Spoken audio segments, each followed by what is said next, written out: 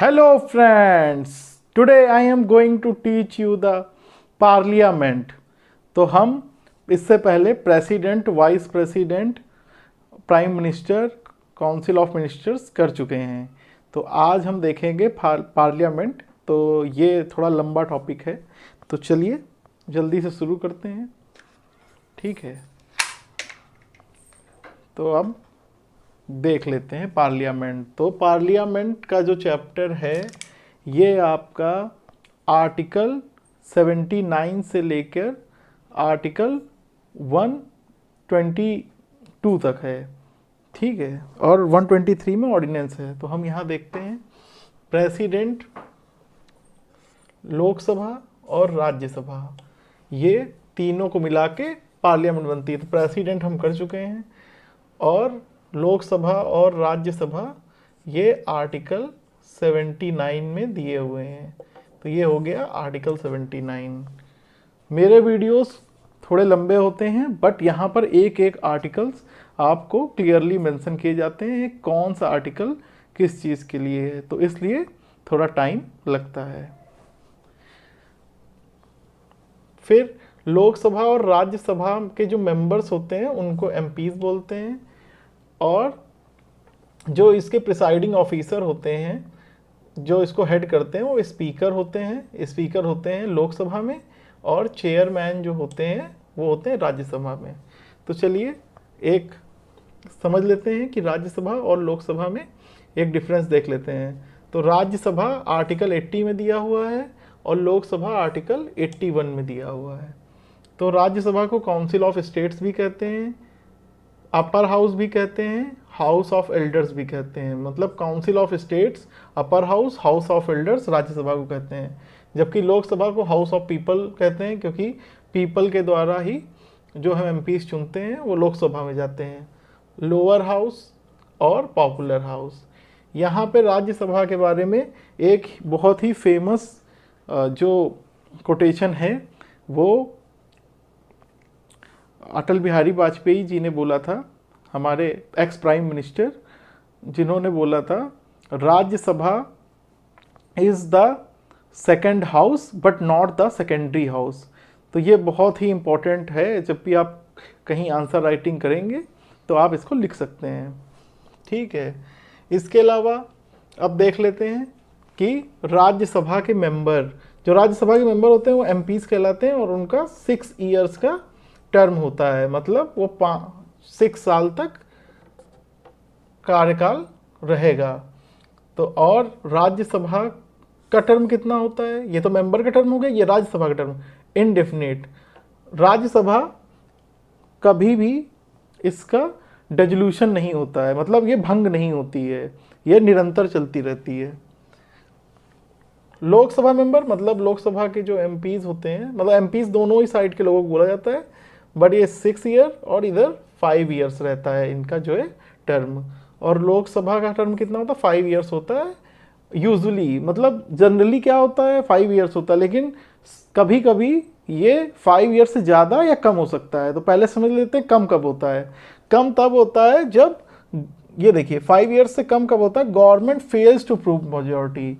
अगर गवर्नमेंट अपनी मेजॉरिटी को प्रूव करने में फेल रहती है, तो ऐसी स्थिति में उसको जो भी 5 साल का जो ड्यूरेशन है वो कम हो जाएगा 5 साल से। ठीक है, और इसके अलावा 5 साल से ज़्यादा कब होता है? जब नेशनल इमरजेंसी लगती है। तो ये आर्टिकल 83 में दिया हुआ है कि जब 1 ईयर एक्सटेंड कर देते हैं नेशनल इमरजेंसी में। तो कल ही मैंने आपको नेशनल इमरजेंसी पढ़ाई थी जिसमें ये बताया था। और इसमें 79 आर्टिकल हो गया, 80 हो गया, 81 हो गया, 83 हो गया। 82 क्या है? 82 मैं इधर लिख देता हूँ, आर्टिकल 82। आर्टिकल 82 है डीलिमिटेशन कमीशन के बारे में। तो इसमें क्या होता है कि डीलिमिटेशन कमीशन जो कॉन्स्टिट्यूएंसीज होती हैं उनको घटाता है या बढ़ाता है, मतलब जो भी उनका जो टेरिटोरियल एक्सटेंट होता है। ठीक है, तो देखिए एक एक आर्टिकल्स यहाँ पर क्लियर होते जा रहे हैं।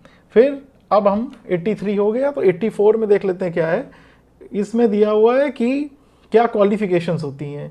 तो एक तो सिटीजन ऑफ इंडिया होना चाहिए, दूसरा 30 इयर्स, ये हो गया राज्यसभा का, ठीक है, ये हो गया राज्यसभा का। एक तो सिटीजन होना चाहिए, दूसरा 30 इयर्स का होना चाहिए।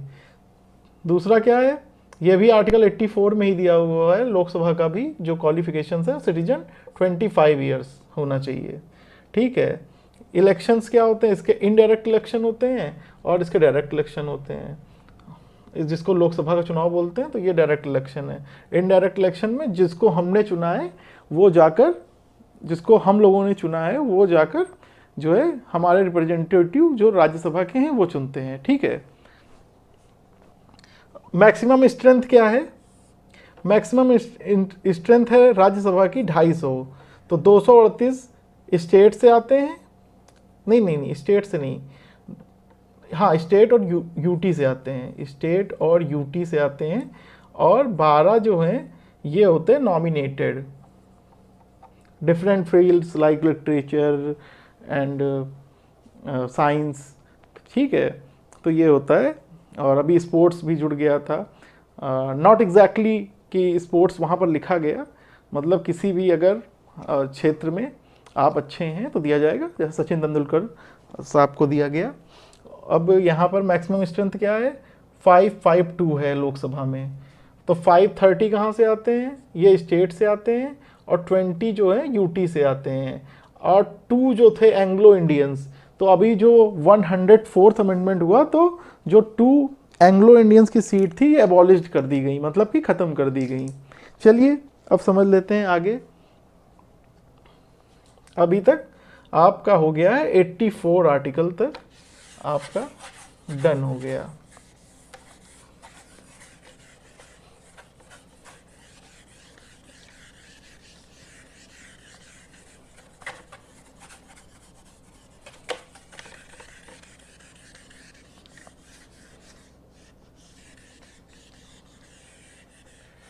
तो अब देख लेते हैं कि प्रिसाइडिंग ऑफिसर के बारे में कुछ सेक्शंस देख लेते हैं इसमें, जो प्रिसाइडिंग ऑफिसर्स हैं, ठीक है। तो प्रिसाइडिंग ऑफिसर्स जो हैं, राज्यसभा के प्रिसाइडिंग ऑफिसर्स कौन है, राज्यसभा के हैं आप चेयरमैन, चेयरमैन प्रिसाइडिंग ऑफिसर हैं राज्यसभा के। लोकसभा के कौन है, लोकसभा के हैं स्पीकर, स्पीकर हैं प्रिसाइडिंग ऑफिसर, ठीक है। चेयरमैन का इलेक्शन नहीं होता है, नॉट इलेक्टेड, क्योंकि वाइस प्रेसिडेंट ही चेयरमैन होते हैं, वाइस प्रेसिडेंट, तो इनका इलेक्शन नहीं होता है, ठीक है। स्पीकर इलेक्टेड होता है, इलेक्टेड अमंग्स द मेंबर्स, तो उन्हीं मेंबर्स में से स्पीकर चुन लिया जाता है। ये तो पहली बात हो गई स्पीकर की। अब यहाँ पे डिप्टी चेयरमैन,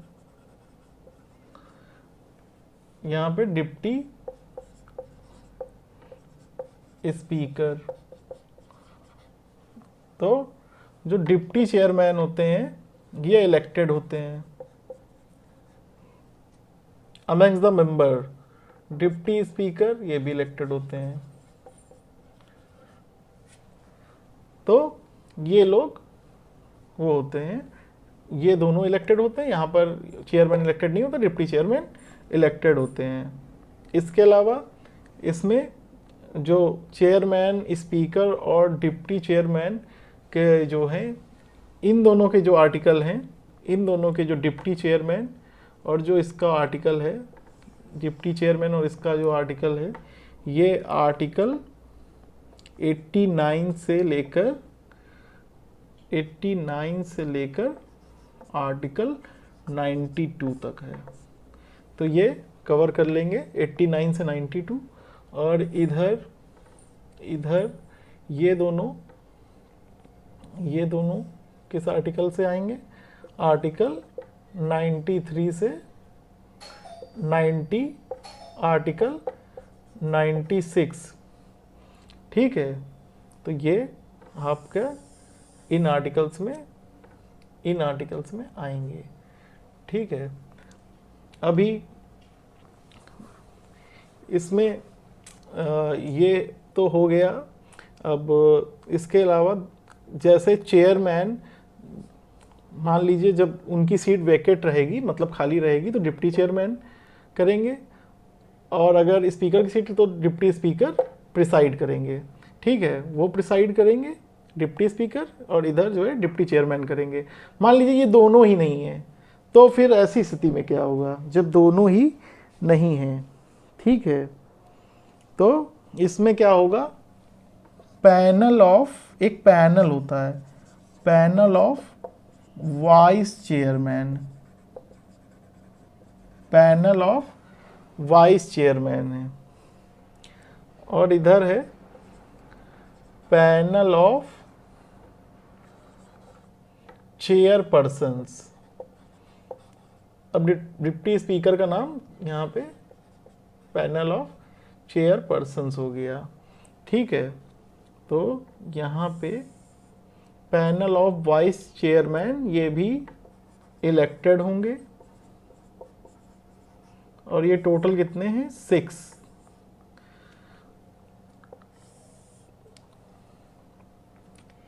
ये भी इलेक्टेड होंगे, सॉरी सॉरी सॉरी सॉरी, ये इलेक्टेड नहीं होंगे, ये नॉमिनेटेड होंगे। नॉमिनेटेड बाई चेयरमैन, चेयरमैन इनको नॉमिनेट करेंगे। इधर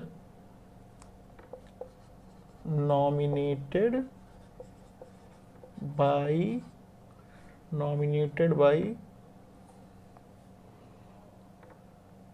स्पीकर, तो ये दोनों नॉमिनेटेड रहेंगे। ये इधर 10 है, मतलब कि अगर स्पीकर और डिप्टी स्पीकर नहीं रहेंगे तो चेयरपर्सन जो हैं वो प्रिसाइड करेंगे, और अगर चेयरमैन और डिप्टी चेयरमैन नहीं है तो वाइस चेयरमैन प्रिसाइड करेंगे। तो ये आपका आर्टिकल 96 तक हो गया। चलिए आगे देख लेते हैं।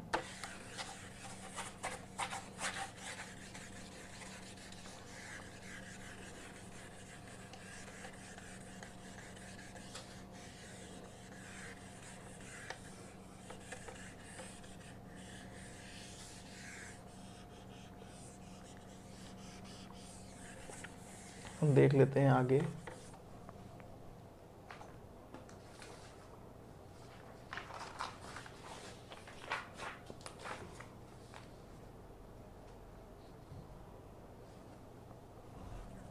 तो 97 में क्या दिया हुआ है, आर्टिकल 97 में क्या दिया है, आर्टिकल 97 में दिया है सैलरीज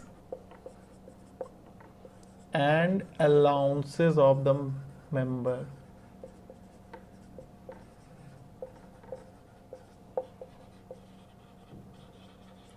मेंबर मतलब एमपीज। ठीक है, यहाँ पे सैलरीज और अलाउंसेस, सॉरी सॉरी सॉरी, ये एमपीज का नहीं है,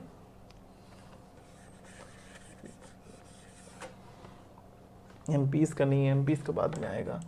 ये हो गया आपका chairman, deputy chairman, speaker, deputy speaker. तो इसमें इन 4 लोगों का जो सैलरीज और अलाउंसेस है वो जो है डील होती है। ये सेकंड शेड्यूल में भी दिया हुआ है। ठीक है, सेकंड शेड्यूल सैलरीज और अलाउंसेस की बात करता है। फिर होता है सेक्रेटरिएट, तो दोनों का सेक्रेटरिएट होता है, 98 में दिया हुआ है, दोनों के सेक्रेटरिएट होते हैं। राज्यसभा का होता है सेक्रेटरिएट, सेक्रेटरिएट, और ये होते हैं सेक्रेटरिएट।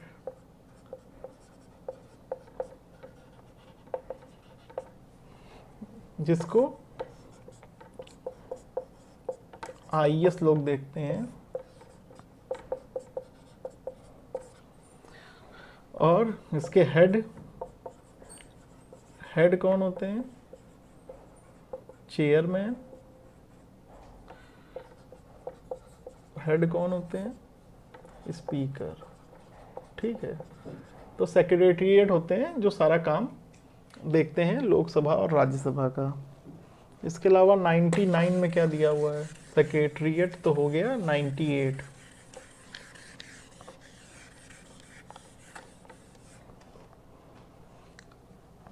बाकी आर्टिकल 99 में क्या दिया हुआ है? ये है ओथ्स एंड अफर्मेशन। ओथ और एफर्मेशन होती हैं बाय मेंबर्स। इसमें मेंबर्स था, मैंने उसमें मेंबर्स लगा दिया था। ठीक है, ओथ एंड अफर्मेशन बाय, तो ओथ और अफर्मेशन का इसमें जो है प्रावधान दिया गया है, जो कि शेड्यूल 3 से डील करता है। Schedule 3 of the Indian constitution से डील करता है। ठीक है, अब देख लेते हैं 100 क्या है। इसमें कुछ समझाने वाला है नहीं, तो मैं इसलिए ज़्यादा कुछ समझा भी नहीं रहा हूँ। आर्टिकल 100 जो है आपका हो जाएगा कि कोरम क्या होती है। कोरम तो कोई भी पार्लियामेंट्री प्रोसीडिंग्स के लिए,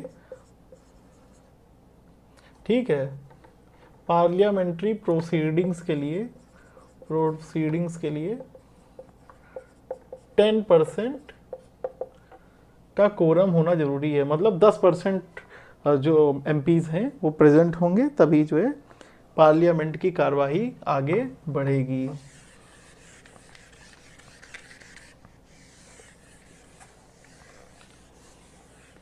अब इसको रफ कर देते हैं।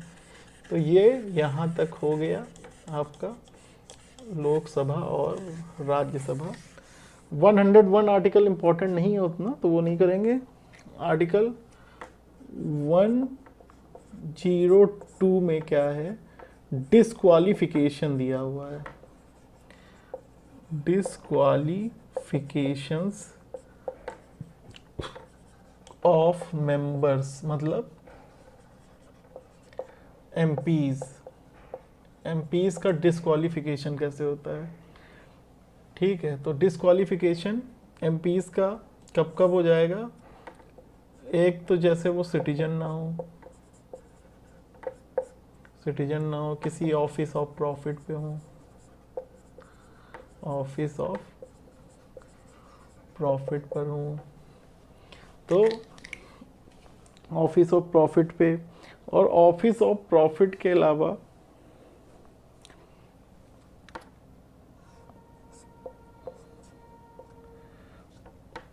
वो किसी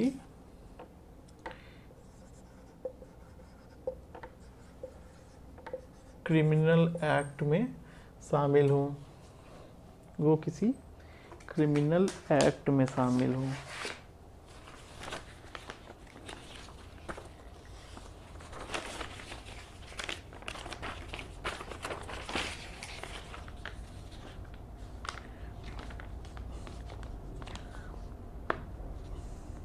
अनसाउंड माइंड के हों,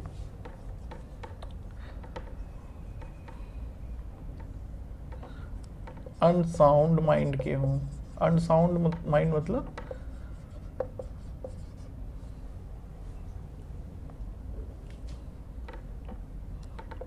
मेंटल कैपेसिटी सही से काम ना कर रही हो, इंसॉल्वेंट हो गए हूँ। ठीक है, इंसॉल्वेंट मतलब कुछ भी मनी ना बची हो। ठीक है, तो इंसॉल्वेंट, बैंकरप्ट भी बोलते हैं इंसॉल्वेंट को।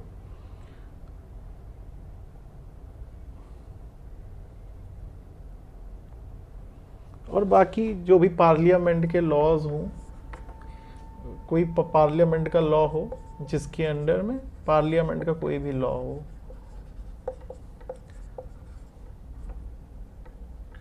का कोई लॉ हो जिसमें डिस्क्वालीफाई किया जा सकते हो। अभी यही समझ लेते हैं, बाकी आप एक बार पढ़ लीजिएगा क्योंकि ये लंबा चौड़ा आर्टिकल है, तो मैंने अभी इतना ही समझा दिया आप लोगों को। अगर होगा तो कभी एक डिस्क्वालिफिकेशन पे अलग से वीडियो बना देंगे। तो अभी 103 देख लेते हैं, 103 में क्या हुआ। 103 में बताता है डिस्क्वालिफिकेशन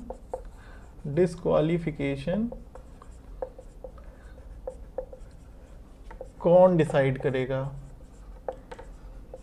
उसमें बहुत सारे ग्राउंड थे, बट ये बेसिक ग्राउंड्स हैं जिस पर डिस्क्वालिफिकेशन होता है। और डिसाइड कौन होगा, डिसाइडिंग अथॉरिटी कौन सी होगी, जो डिसाइड करेगा वो करेगा प्रेसिडेंट। और डिसीजन जो है फाइनल होगा।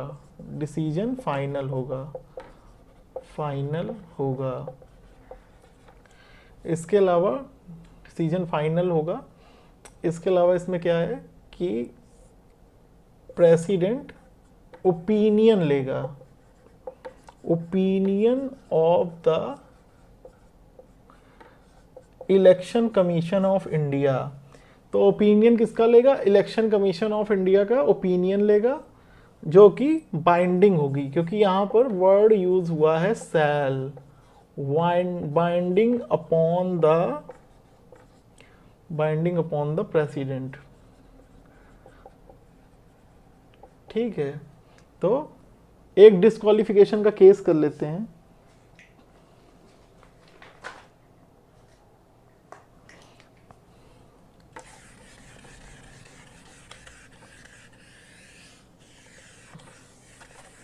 एक डिस्क्वालिफिकेशन का केस कर लेते हैं।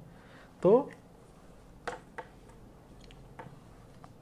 ये था Jaya Bachchan versus union of India 2006। तो इसमें जया बच्चन एमपी थी, ठीक है, और ये यूपी फिल्म डेवलपमेंट काउंसिल की चेयरमैन भी थी। ठीक है, तो ऐसे में दो ऑफिस पे वर्क कर रही थी। तो प्रेसिडेंट ने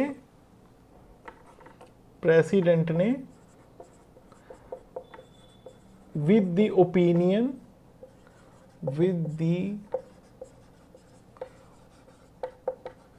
opinion of, इनको डिस्क्वालीफाई कर दिया, जया बच्चन को डिस्क्वालीफाई कर दिया। जया बच्चन चली गई सुप्रीम कोर्ट और उन्होंने बोला कि मैंने तो कोई भी प्रॉफिट रिसीव ही नहीं किया। तो सुप्रीम कोर्ट ने बोला आपने ऑफिस से प्रॉफिट गेन किया कि नहीं, that is a different thing, वो एक अलग बात है।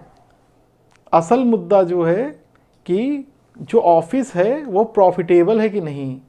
तो वो ऑफिस ऐसा था जिसमें प्रॉफिट हो सकता था, तो इसलिए जो डिस्क्वालिफिकेशन है वो वैलिड है। तो सुप्रीम कोर्ट के डिसीजंस बहुत इंपॉर्टेंट है। कभी भी कोई भी बात होती है तो सुप्रीम कोर्ट का डिसीजन फाइनल है, और इसीलिए इसको लॉ भी कहा जाता है। इसीलिए सुप्रीम कोर्ट के केसेस सर्वोपरि, और वही सारे टीचर्स पढ़ाते हैं। इवन आप कभी अगर किसी महफिल में सुप्रीम कोर्ट डिसीजंस की बात कर देते हैं तो कोई भी आपको चैलेंज नहीं कर सकता, समझ रहे हैं। तो सुप्रीम कोर्ट के डिसीजंस ने बहुत हद तक इस देश की डेमोक्रेसी और चीज़ें बचाई हैं, वरना क्या ही होता कोई न जानता। ठीक है, ये तो डिस्क्वालिफिकेशन वगैरह हो गया। अब देख लेते हैं कि आर्टिकल 104 रह गया था। आर्टिकल 104 में क्या है कि कोई ऐसा व्यक्ति ओथ एंड अफर्मेशन ले लेता है पार्लियामेंट में, मतलब किसी भी सदन में, दोनों में से,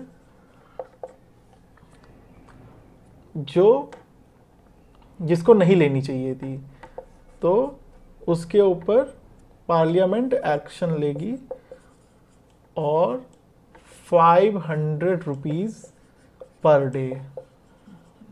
ठीक है, तो ये एक्शन लिया जाएगा।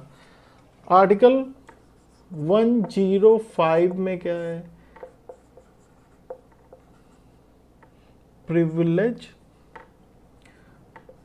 privileges and immunities of MPs। ठीक है, तो 105 में प्रिविलेज और इम्यूनिटीज ऑफ एमपी किया गया। जब हम इसको स्टेट वाले में करेंगे तो स्टेट में यही आर्टिकल, ये तो अभी यूनियन चल रहा है, तो अगर यही आर्टिकल 194 बन जाएगा तो इसको डिटेल में डिस्कस करेंगे। तो अभी आज तो इतना ही करते हैं, और अब आगे देख लेते हैं थोड़े से लेजिस्लेटिव प्रोसेसेस क्या हैं इसके, क्या है इसके लेजिस्लेटिव प्रोसेस इसके। तो बिल देख लेते हैं कितने प्रकार के होते हैं। तो बिल एक तो होता है ordinary bill,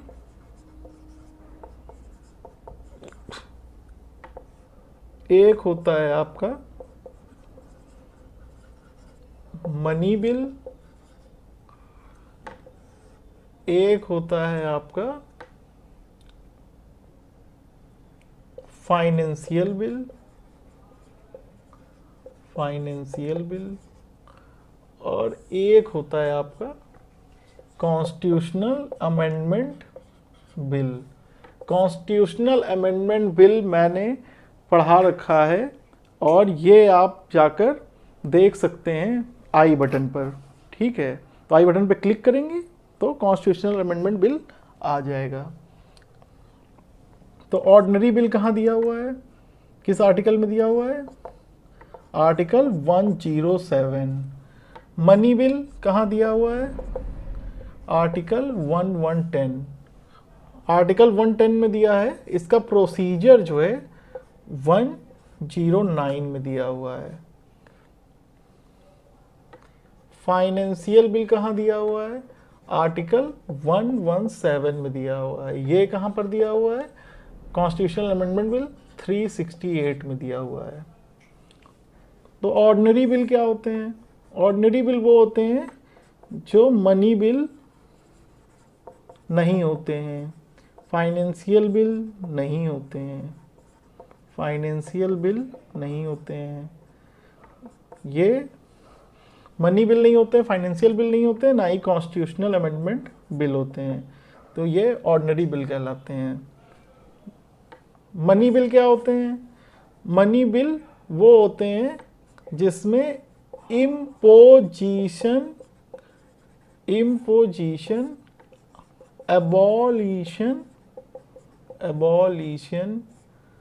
alteration, reduction of taxes होते हैं। ये कंसोलिडेटेड फंड ऑफ इंडिया और कंटिजेंसी फंड ऑफ इंडिया से भी डील करता है। चलिए आगे समझ लेंगे इसको। फाइनेंशियल बिल दो तरीके के होते हैं, एक दो, तो ये दोनों भी समझेंगे, और ये तो हम करा चुके हैं, बट थोड़ा सा इसको भी साइड बाय साइड समझते चलेंगे। तो पहले अभी हम तीन को एक बार कंपेयर करते हैं। नॉट फाइनेंशियल बिल, ये तीनों को कंपेयर करते हैं। और बाकी आप सोच रहे होगे कि 108 आर्टिकल कहाँ गया, तो article 108 is for joint sitting. तो ज्वाइंट सिटिंग कब कब होती है, तो जल्दी से देख लेते हैं। जो ज्वाइंट सिटिंग ऑफ पार्लियामेंट है, मतलब राज्यसभा लोकसभा साथ में बैठेंगे, तो ये कब कब होते हैं ज्वाइंट सिटिंग। ठीक है, तो ये देख लेते हैं जल्दी से, फिर उसके बाद उन तीनों को कंपेयर कर लेंगे। ज्वाइंट सिटिंग कब कब होती है, तो ज्वाइंट सिटिंग एक तो कोई लॉ है जिसमें डेडलॉक आ गया है, डेडलॉक लॉ या मोशन कह सकते हैं। मोशन एक तरह का प्रपोजल होता है, मोशन एक तरह का प्रपोजल होता है, मोशन को लिख देते हैं, प्रपोजल होता है, प्रपोजल जिसपे house expresses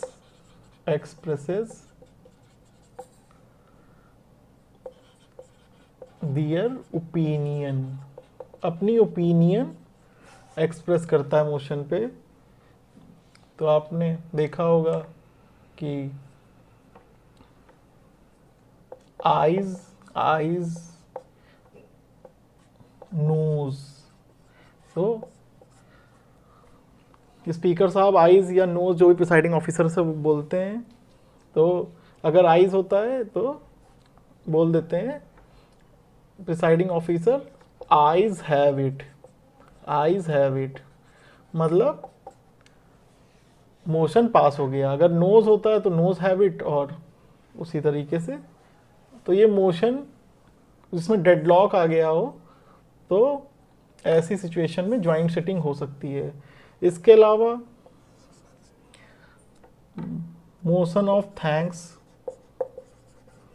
motion of thanks होता है जो कि आर्टिकल 85 से 87 तक दिया हुआ है। और इस मोशन ऑफ थैंक्स कौन देते हैं, प्रेसिडेंट देते हैं, प्रेसिडेंट देते हैं। देखिए 84 तक कर लिया था, 85 से 87 मोशन ऑफ थैंक्स में कर रहे हैं, और उधर हम 105 तक कर चुके थे। ठीक है, तो प्रेसिडेंट मोशन ऑफ थैंक्स देते हैं दो टाइम। एक तो जब न्यू ईयर स्टार्ट होता है, न्यू ईयर की फर्स्ट डेट को, न्यू ईयर की फर्स्ट डेट को, और दूसरा जो है जब नई लोकसभा का फर्स्ट डे होता है।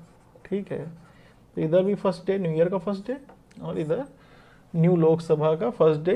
तो मोशन ऑफ थैंक्स में वो संबोधित करते हैं, तो दोनों जो सदन है वो साथ में बैठते हैं। और अगर मोशन ऑफ थैंक्स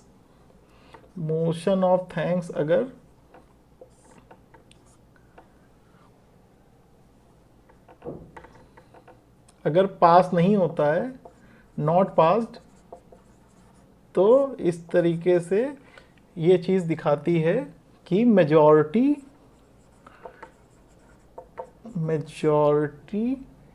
गवर्नमेंट के पास मेजॉरिटी नहीं है, गवर्नमेंट के पास मेजॉरिटी नहीं है। तो ये एक तरीके से इनफॉर्मल तरीका है देखने का कि गवर्नमेंट के पास मेजॉरिटी है कि नहीं है। ठीक है, जब तक मेजॉरिटी है तब तक गवर्नमेंट है। तो एक इनफॉर्मल तरीका है, बेसिकली जो है पास हो जाता है, इनफॉर्मल तरीका है। इसमें रिजाइन नहीं करेंगे, रिजाइन नहीं करा जाएगा। ठीक है, लेकिन अगर ऑपोजिशन को पता चल गया कि भाई इनकी मेजॉरिटी नहीं है, तो फिर वो लाएगी फॉर्मल तरीका। तो फॉर्मल तरीका क्या है, फॉर्मल तरीका है no confidence motion. No confidence motion. तो नो कॉन्फिडेंस मोशन,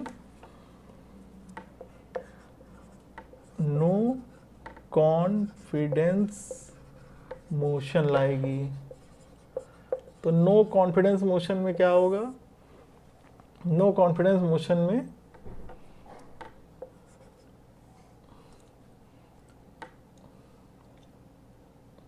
अगर पास हो गया नो कॉन्फिडेंस मोशन, तो इसका मतलब कि government lacks the majority, lacks the majority, government lack कर रही है मेजॉरिटी, और पूरे जो है काउंसिल ऑफ मिनिस्टर को रिज़ाइन करना पड़ेगा। ठीक है, तो सभी को रिज़ाइन करना पड़ेगा, और ये एक फॉर्मल तरीका है, मतलब ये राइट तरीका है गवर्नमेंट को गिराने का, no confidence motion. No confidence motion का ऐसा कोई आर्टिकल नहीं दिया गया, लेकिन ये रूल्स ऑफ प्रोसीजर या कंडक्ट ऑफ बिजनेस में, वो देख लेंगे किस आर्टिकल में है, रूल्स ऑफ प्रोसीजर और कंडक्ट ऑफ बिजनेस। ठीक है, इसके अलावा होता है एक सेंसर मोशन, सेंसर मोशन। तो सेंसर मोशन क्या होता है? सेंसर मोशन होता है against the individual minister, individual minister, minister. इसमें रिजाइन नहीं करना पड़ता है, रिजाइन नहीं करना पड़ता है। तो ये अलग अलग तरीके के मोशंस हैं। तो हमने अभी 3 मोशन कर लिए हैं। ठीक है, तो मोशन ऑफ थैंक्स और मोशन ऑफ थैंक्स हम लोग ने किया है, हम लोगों ने किया है सेंसर मोशन, और हम लोगों ने किया है नो कॉन्फिडेंस मोशन। तो 3 मोशन हो गए, और मैं आगे के और भी मोशन आपको पढ़ाता हूँ। तो एक तो हो गया क्लोजर मोशन। तो क्लोजर मोशन में क्या होता है कि जब डिस्कशन, डिबेट रोकना होता है, स्टॉप करना होता है, तो इसको लाते हैं। और इसमें इसके पहला जो है सिंपल क्लोजर है। सिंपल क्लोजर में क्या है, क्लॉज बाय क्लॉज, मतलब कि सारे क्लॉजेस जो भी उस बिल या मोशन के अंदर हैं वो सारे ही पढ़े जाते हैं और एक एक करके पास किए जाते हैं। तो ये सिंपल क्लोजर हो गया। क्लोजर बाय कंपार्टमेंट, तो इसमें क्या होता है कि इंटायर बिल नहीं पढ़ा जाता है, बिट एंड पीसेस में पढ़ा जाता है, मतलब कि उसको पार्ट में डिवाइड कर दिया जाता है। ठीक है। कंगारू क्लोजर क्या होता है, डिस्कस ओनली स्पेसिफिक क्लोजेज। तो स्पेसिफिक क्लोजेज कौन से हो गए कि मान लीजिए कि किसी में 200 आर्टिकल्स हैं, तो हमने आर्टिकल्स या सेक्शंस हैं, तो हमने क्या किया कि 1 to 10 कर लिया, फिर 40 to 50 कर लिया, फिर 90 to 100 कर लिया, मतलब जंप करके, जैसे कंगारू जंप करता है वैसे स्पेसिफिक क्लॉजेस हमने कर लिए। और इसके अलावा है गुलेटिन क्लोजर। इसमें क्या है, सम पार्ट डिस्कस्ड, केवल कुछ ही पार्ट, बड़े इंपॉर्टेंट पार्ट डिस्कस होंगे और बिल पास हो जाएगा। तो इस तरीके से ये हो जाएगा।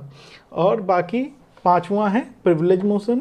प्रिविलेज मोशन में क्या होता है, अगर कोई मेंबर जो है, जो प्रिविलेज दी गई है अंडर आर्टिकल 105, अगर वो ब्रीच करता है तो प्रिविलेज कमेटी बैठती है और वो चेक करती है। 3 तरह की जो है प्रिविलेज, मतलब 3 तरह की कमेटीज़ होती हैं जो गवर्न करती हैं पूरे पार्लियामेंट के डिसिप्लिन को।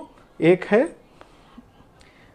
है आपकी प्रिविलेज कमेटी, एक है पिटिशन कमेटी, और एक है एथिक्स कमेटी। तो ये सब एथिक्स और रूल्स को ये तीनों रेगुलेट करती हैं। ठीक है। इसके अलावा 6ठा है एडजर्नमेंट मोशन। तो एडजर्नमेंट मोशन में क्या होता है, नॉर्मल बिजनेस को सेट असाइड किया जाता है और अर्जेंट मैटर को तुरंत ही जो है फोरम में लाने के लिए, मतलब कि डिस्कशन में लाने के लिए नॉर्मल बिजनेस ख़त्म करके वो अर्जेंट मैटर तुरंत ही डिस्कस किया जाता है। इसके अलावा पॉइंट ऑफ ऑर्डर मोशन होता है जब हाउस अपने रूल्स ऑफ प्रोसीजर के हिसाब से ना चल के मतलब कि ना चलकर कुछ दूसरे तरीक़ों से चलता है, रॉन्ग प्रैक्टिसेस अपनाता है, तो कोई भी मेंबर खड़े होके पॉइंट ऑफ ऑर्डर बोलता है। आपने कई बार देखा भी होगा। और जब पॉइंट ऑफ ऑर्डर बोलता है तो इसका मतलब जो है यही होता है कि हाउस अपना जो रूल्स है उसके अकॉर्डिंग चले। ठीक है, तो ये जो है हो गए मोशन। तो आज हमने 7 मोशन भी कर लिए।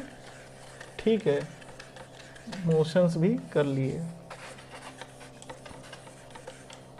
वैसे ये जो है यूपीएससी में ज़्यादा मोशन वगैरह पे क्वेश्चन पूछे जाते हैं, जुडिशरी से इसका कोई रिलेशन नहीं है, लेकिन तो भी मैंने पढ़ा दिया क्योंकि मुझे लगा कि ये इम्पोर्टेंट है। अब देख लेते हैं, मैंने बोला था कि ऑर्डिनरी बिल और तुम्हारा मनी बिल और कॉन्स्टिट्यूशनल अमेंडमेंट एक्ट में कॉन्स्टिट्यूशनल अमेंडमेंट बिल, सॉरी, इन तीनों में डिफरेंस कर लेंगे। तो पहली चीज़ है कि इंट्रोडक्शन। तो इंट्रोडक्शन जो है इसका लोकसभा और राज्यसभा आइदर में हो सकता है। मनी बिल केवल लोकसभा और CAB मतलब कॉन्स्टिट्यूशनल अमेंडमेंट बिल भी राज्यसभा या लोकसभा दोनों में हो सकता है।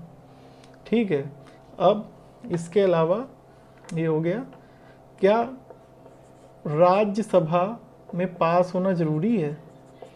तो राज्यसभा से पास होना मैंडेटरी है।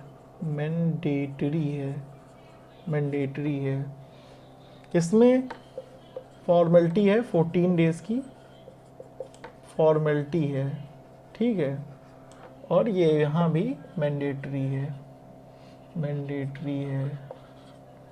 ठीक है, इसके अलावा इसमें प्रायर रिकमेंडेशन ऑफ प्रेसिडेंट है, इसमें नहीं है, इसमें है, इसमें नहीं है प्रायर रिकमेंडेशन। ठीक है, तो प्रायर रिकमेंडेशन की ज़रूरत नहीं पड़ती है ऑर्डिनरी बिल और कॉन्स्टिट्यूशनल अमेंडमेंट बिल में। इसके अलावा डेडलॉक मीन्स दोनों सदनों में जो है एक बोल रहा है कि पास कर दे, दूसरा बोल रहा है ना पास करे, तो डेडलॉक होता है। इसमें डेडलॉक होता है, इसमें डेडलॉक नहीं होता है, इसमें डेडलॉक होता है। Joint sitting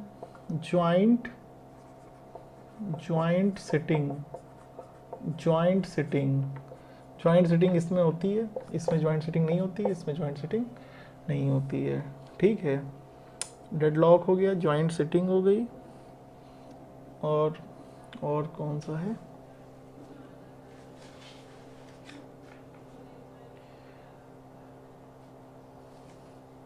बीटो। प्रेसिडेंट बीटो यूज कर सकता है कि नहीं? इस पे यूज कर सकता है, इस पे नहीं यूज कर सकता, इस पे नहीं यूज कर सकता। बाकी आर्टिकल तो आपको क्लियर ही हैं, कौन कौन से आर्टिकल हैं। आर्टिकल 107, 110 और ये क्या है 368। 109 भी एप्लीकेबल होता है, लेकिन 109 में प्रोसीजर लिखा है। इसमें क्या है, प्रोसीजर है। जो मनी बिल की डिफिनीशन तो यहीं दी गई है, यहाँ पे प्रोसीजर है कि मनी बिल जो है राज्यसभा में इंट्रोड्यूस नहीं हो सकता। और जो मैंने ये टेबल बनाई है इसी की सारी चीज़ें उसमें लिखी हुई हैं। ठीक है, तो ये हो गया आपका ये। अब हम लोग देख लेते हैं मनी बिल में और फाइनेंशियल बिल में क्या डिफरेंस है।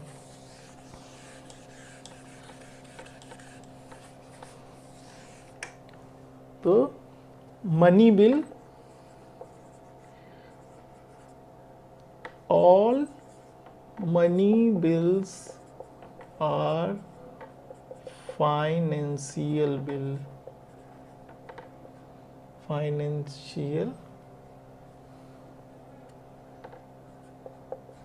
Bill, all financial bills are not money bill. तो ये कैसे हो रहा है मैं दिखाता हूँ। मनी बिल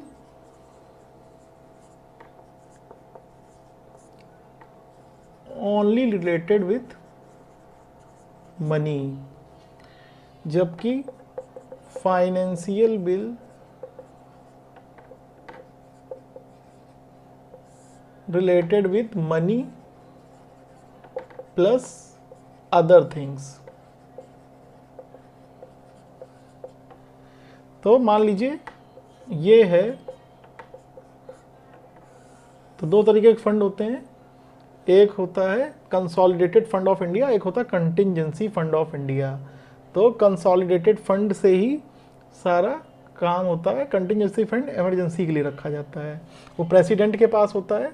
यहाँ लिख देते हैं कंटिंजेंसी फंड ऑफ इंडिया। ये किसके पास होता है? प्रेसिडेंट के पास। इसमें होते हैं 500 करोड़ लगभग। तो मनी बिल तो मनी से रिलेटेड होता है, ठीक है। इसमें फाइनेंशियल बिल 1 में क्या होता है? फाइनेंशियल बिल 1 में क्या होता है कि अगर मान लीजिए हमने 1000 करोड़ डेबिट किए हैं, तो 1000 करोड़ पे कुछ रिटर्न आएगा, जबकि फाइनेंशियल बिल 2 में जो है अगर 1000 रुपये हमने डेबिट किए हैं कंसोलिडेटेड फंड ऑफ इंडिया से, तो नो रिटर्न। तो ये कहाँ पे होता है? ये होता है वेलफेयर स्कीम्स में, वेलफेयर स्कीम्स में, ठीक है। ये वेलफेयर सैलरीज हो गई, बाकी डिफेंस वगैरह का खर्चा, तो ये हो जाएगा financial bill 2।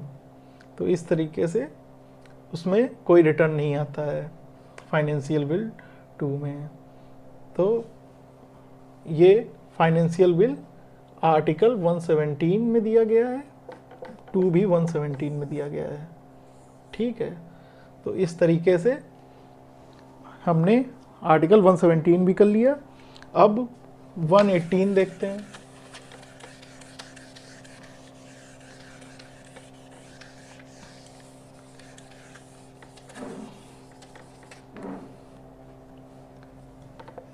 Article 118 of the Indian constitution क्या है? ये क्या है?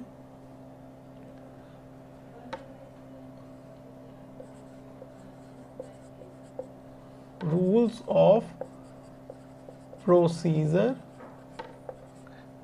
And conduct of business, conduct of business. तो सारे रूल्स लिखे होते हैं, जो चीज़ें कॉन्स्टिट्यूशन में लिखी वो यहाँ लिखी हुई हैं, ठीक है। अब बाकी आर्टिकल्स इतने इम्पोर्टेंट नहीं है, तो आर्टिकल 122 करते हैं और आज की क्लास ख़त्म करते हैं। तो इसमें लिखा हुआ है जो पार्लियामेंट्री प्रोसीडिंग होंगी, पार्लियामेंट्री जो प्रोसीडिंग होंगी